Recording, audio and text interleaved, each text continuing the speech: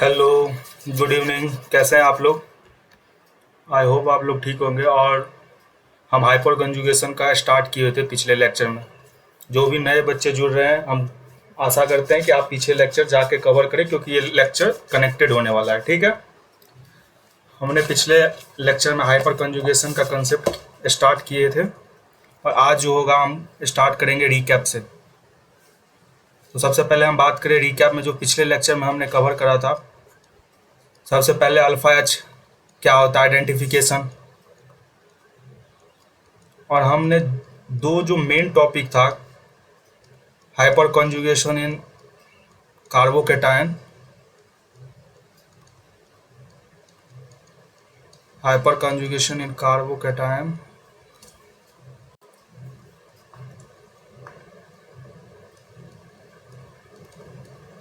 और दूसरा जो इम्पोर्टेंट टॉपिक था, हाइपर कॉन्जुगेशन इन अल्कीन।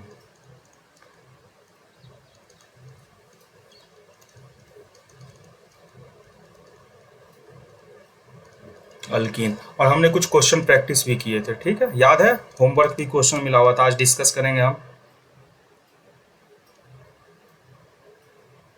क्वेश्चन प्रैक्टिस किए थे, ये हम प्रीवियस लेक्चर में कवर कर लिए थे। ठीक है, तो आज जो हमारा जो बच रहा है वो है फ्री रेडिकल।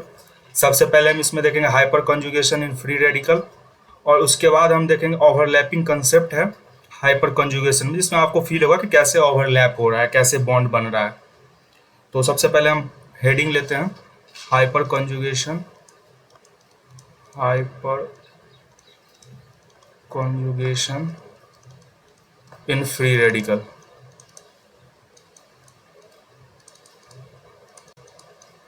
ये अगर हम बात करें तो free radical same as carbocation होता है। जब हम हाइपर कॉन्जुगेशन होता है, मैंने होमवर्क भी दिया हुआ था आपको बनाने के लिए, जिससे बन गया वेल एंड गुड, नहीं तो हम यहाँ पे कवर कर रहे हैं तो आप यहाँ से कवर कर सकते हैं। ठीक है, तो हम लिख सकते हैं same as carbocation.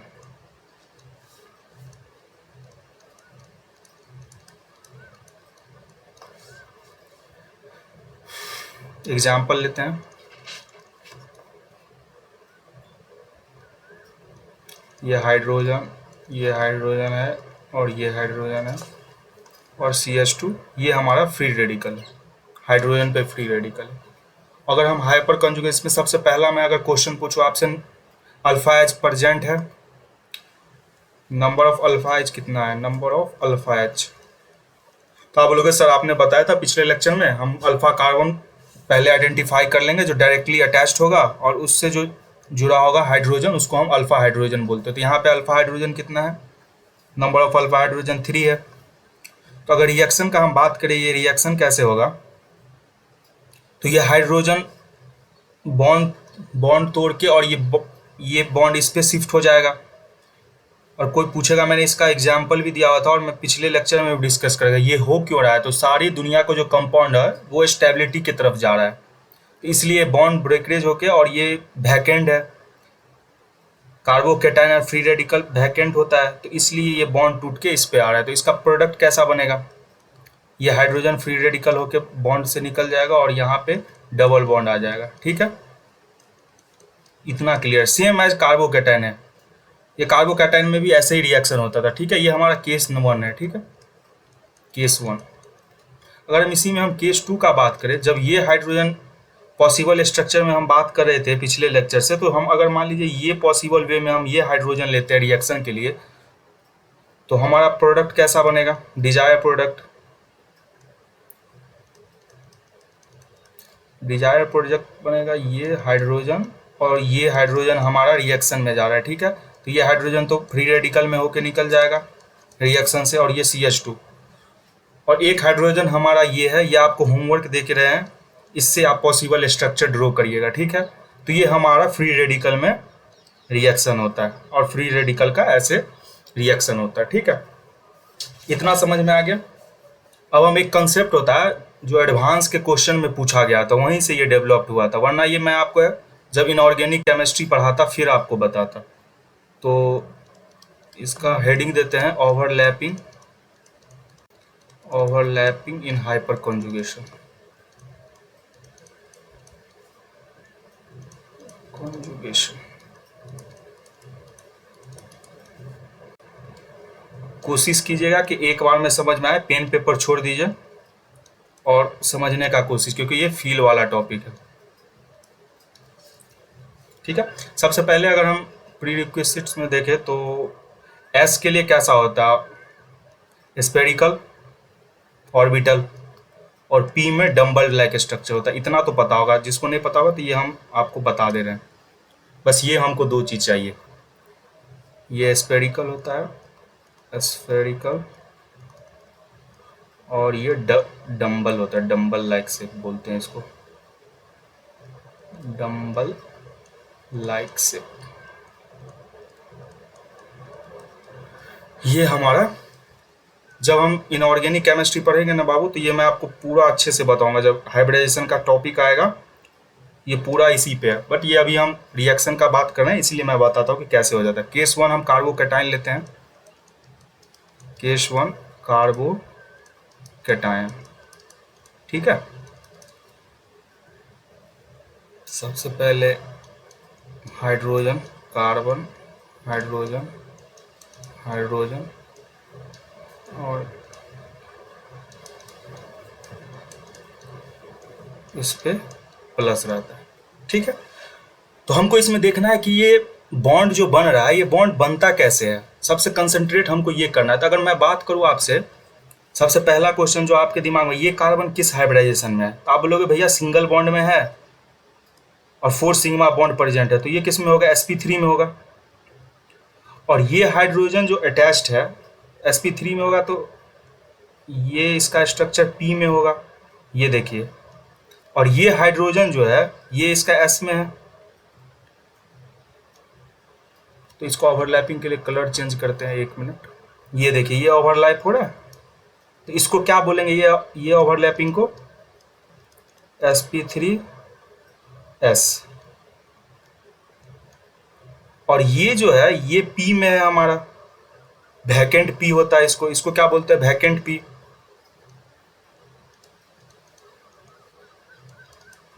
Vacant p। और जब ये रिएक्शन में पार्टिसिपेट करता है तो बॉन्ड ब्रेक होगा, और बॉन्ड ब्रेक होता है, ये s हाइड्रोजन अपना इलेक्ट्रॉन लेके निकल जाता है और ये बॉन्ड p के साथ ओवरलैप करता है। और ये ओवरलैपिंग को हम क्या बोलते हैं, सिग्मा p वैकेंट ओवरलैप। ये होता है कार्बोकैटायन। मैं फिर से रिपीट करता हूँ, आप फिर से सुनो। सबसे पहले हम इसका देखेंगे हाइब्रिडाइजेशन, तो sp3 है, और ये देखिए हाइड्रोजन का फिर हम निकाल रहे हैं, तो ये s हाइड्रोजन के लिए s हो जाएगा, और ये कार्बन के लिए p, और ये वैकेंट p से ओवरलैप करेगा स्टेबिलिटी बनाने के लिए, जो प्रोडक्ट डबल बॉन्ड में बनता था, और ये होता है वैकेंट p। तो इस ओवरलैपिंग को क्या बोलेंगे, सिग्मा p वैकेंट। ठीक है, इतना समझ में आ गया। जिसको समझ में नहीं आया, हम कार्बोकैटायन या कार्बोकैटायन का हो गया तो फ्री रेडिकल का लेते हैं, तो और समझ में आएगा। सेम ही केस है, तो हम हेडिंग देते हैं केस 2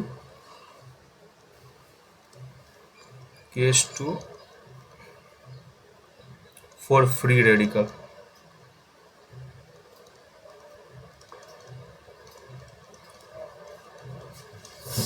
फॉर रेडिकल, तो इसमें कैसे होता है, हम सबसे पहले स्ट्रक्चर अगर ड्रॉ करें तो कार्बन, हाइड्रोजन, हाइड्रोजन, हाइड्रोजन, और ये हमारा जो है ये, तो ये फ्री रेडिकल है, हाइड्रोजन हमारे पास फ्री रेडिकल में प्रेजेंट है, तो इसका ओवरलैपिंग क्या, ये भी sp3 हाइब्रिडाइज कार्बन है, sp3, और यहाँ पे सिग्मा बॉन्ड प्रेजेंट है। और ये जो हाइड्रोजन है इसका अगर हम ओवरलैपिंग दिखाएं, सेम एज कार्बोकैटायन होगा। देखिए ये p में है, और ये हाइड्रोजन के लिए होगा स्पेरिकल, क्योंकि s में रहता है ना, तो s स्पेरिकल होता है, तो ये ओवरलैपिंग हो गया। ठीक है, अगर कार्बन का अगर हम बात करें, ये वैकेंट ऑर्बिटल में हाफ फील्ड रेडिकल बना है ना, अभी मैंने आपको दिखाया था, ये रेडिकल में बन रहा है, और इसका जो ओवरलैपिंग होगा, ये देखिए ये बॉन्ड बनाने के लिए इससे ओवरलैप करेगा,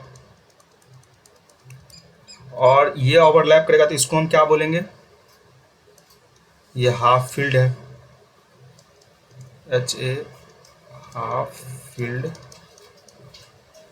फील्ड P, ये इतना है, हाफ फील्ड P है, और ये sp3s हो जाएगा। तो ये बॉन्ड कैसा फॉर्मेशन करेगा, किस बॉन्ड से, सिग्मा वैकेंट P, ये सेम एज कार्बोकेटाइन है, ठीक है।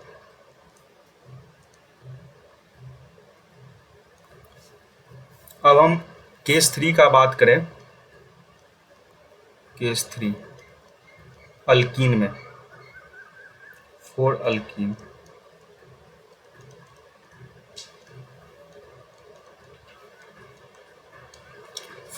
तो इसमें हम अगर बॉन्ड का बात करें तो हमारा कंपाउंड ये रहा, हाइड्रोजन हाइड्रोजन हाइड्रोजन, और ये CH, ये तो हमारा sp3 कार्बन। अगर मैं इसका हाइब्रिडाइजेशन बोलूँ तो आप लोग बोल दोगे sp3 है, और यहाँ तक तो बिल्कुल सेम है, क्योंकि यहाँ पे भी हाइड्रोजन है और सेम p वैकेंट बनेगा। ये देखिए ये सेम बनेगा, ये हाइड्रोजन sp3s। बट जब ये अल्कीन का बात करें तो एंटी बॉन्डिंग होता है। ये एंटी बॉन्डिंग क्या होता है हम जब इनऑर्गेनिक में पढ़ेंगे तो अच्छे से आपको बताएंगे, बट यहाँ पे एज ए कंसेप्ट के लिए हम आपको बता रहे हैं ये एंटी बॉन्डिंग होता है। और इसका स्ट्रक्चर कैसा होता है, ये मिक्की माउस जैसा होता है, बट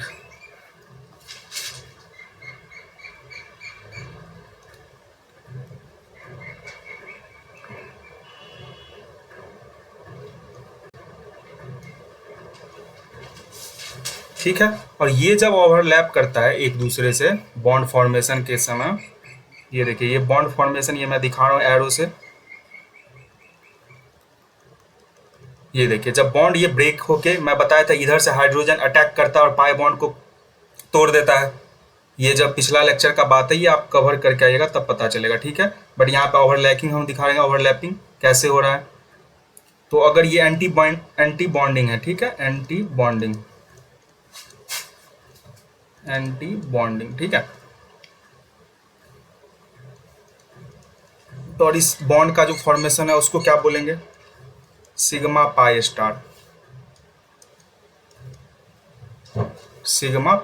बॉन्ड, या एंटी बॉन्डिंग बोलते हैं इसको। दो तरीके से होता है, वैकेंट एंटी बॉन्डिंग, उसको रिप्रेजेंटेशन करते हैं पाई स्टार से, और इसका जो होता है bond formation sigma pi star. तो इससे एक क्वेश्चन आया था एडवांस 2010 में, ठीक है। ऐसा क्वेश्चन एडवांस में आता है, जेई और नीट में तो बिल्कुल नहीं आएगा। आपको बस हाइपर कॉन्जुगेशन से स्ट्रक्चर पता करना है कि मैक्सिमम कितना पॉसिबल होगा, बट एडवांस में आ जाता है। तो क्वेश्चन क्या था हम वो देखते हैं।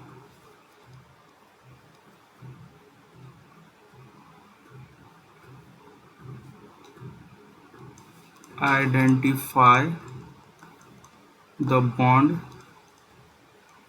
identify the orbital involved, identify the orbital involved in following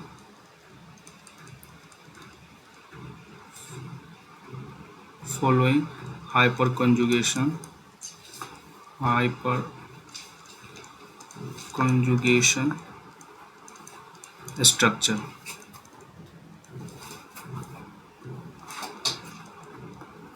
ठीक है, ये क्वेश्चन था। और स्ट्रक्चर क्या था आपके पास,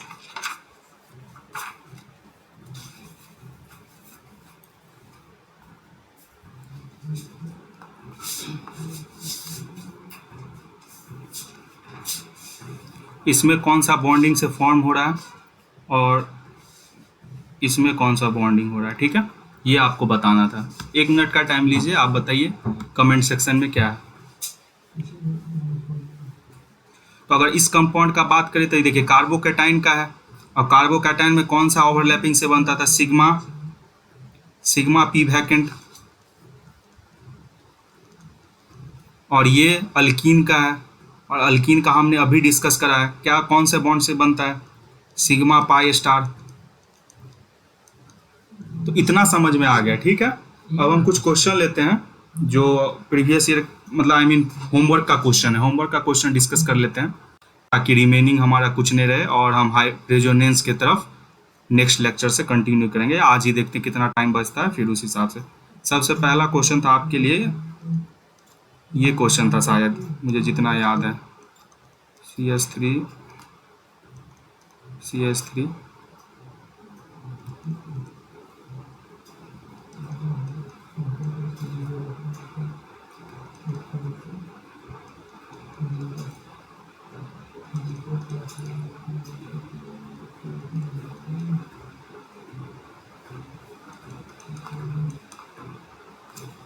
सॉरी,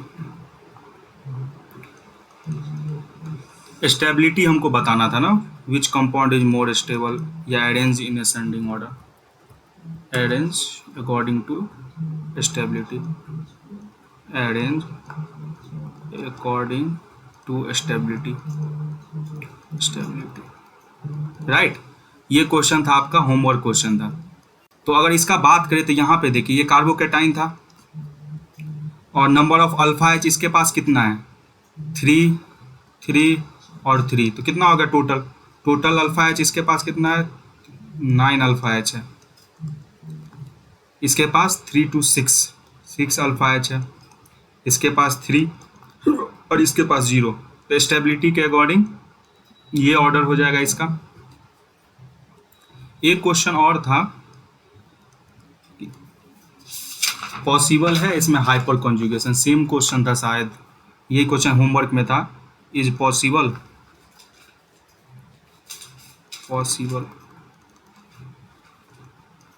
स्ट्रक्चर हमारे पास था कंपाउंड का, कार्बन कार्बन, ये कार्बन और डबल बॉन्ड CH2। इसमें बताना था कि हाइपर कॉन्जुगेशन पॉसिबल है या नहीं।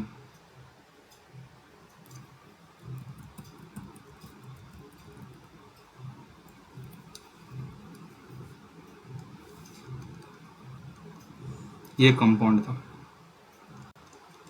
तो यहाँ पे अगर बात करें तो सबसे पहले हम अल्कीन की तरफ देखेंगे, मेरा जो नज़र जाएगा वो अल्कीन की तरफ जाएगा, और अल्कीन से जुड़ा हुआ कार्बन अल्फा कार्बन होता है, अल्फा कार्बन। बट यहाँ पे देखिए कार्बन के साथ हाइड्रोजन नहीं जुड़ा हुआ है, कार्बन जुड़ा हुआ है। अगर कार्बन जुड़ा हुआ है तो नंबर ऑफ अल्फा एच कितना हो जाएगा, नंबर ऑफ अल्फा एच 0, तो hyper conjugation not possible, hyper conjugation is not possible due to absence of alpha H, not possible due to absence of alpha H। एक और question आपसे पूछे थे, homework question ही है,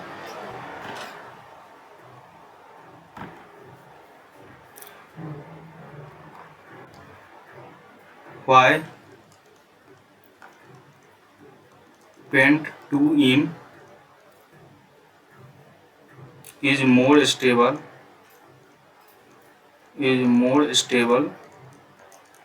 than pent 1-ene। ठीक है, ये क्वेश्चन था हमारे पास। तो इसका आंसर क्या होगा, सबसे पहले हम बात करें पेंट 2-ene का स्ट्रक्चर बना लेते हैं। ये हमारा स्ट्रक्चर है,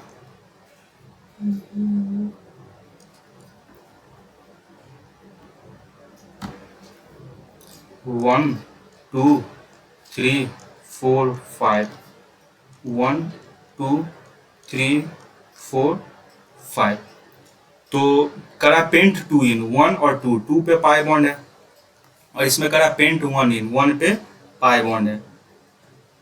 तो अगर हम बात करें इस कंपाउंड में तो नंबर ऑफ अल्फा एच देखिए, अगर केस 1 का बात करें पेंट 2-ene का, तो यहाँ पे अल्फा एच कितना है, 3 यहाँ पे पॉसिबल है, हाइड्रोजन हाइड्रोजन हाइड्रोजन, और यहाँ पे 2 पॉसिबल है, सॉरी इधर नहीं पॉसिबल होगा, ये तो हमारा सर्कल में है अल्कीन, इससे जुड़ा हुआ ये है, तो यहाँ पे हाइड्रोजन 2 पॉसिबल है। तो टोटल कितना हो जाएगा, 5 possible alpha H, 5 alpha H, और यहाँ का अगर बात करें तो ये अल्कीन है हमारे पास, और ये हमारे पास है अल्फा कार्बन, और 2 अल्फा एच प्रेजेंट है, 2 अल्फा एच।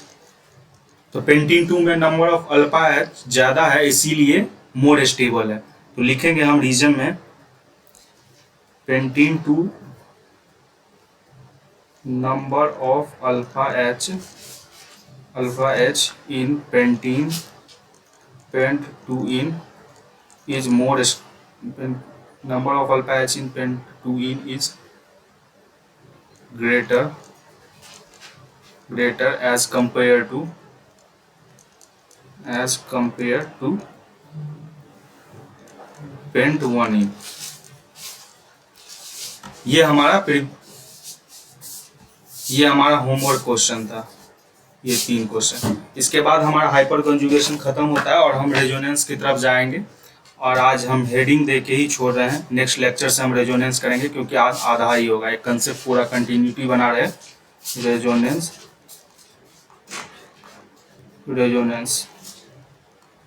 कोई भी डाउट हो आप पूछ सकते हैं, और रिवीजन कीजिए। ऑर्गेनिक केमिस्ट्री में हम मैक्सिमम पॉसिबल क्वेश्चन कराने का कोशिश करेंगे, और आपसे जितना हो पाता है उतना क्वेश्चन प्रैक्टिस करिए, जिस भी इंस्टीट्यूट का मॉड्यूल लगा रहे हैं।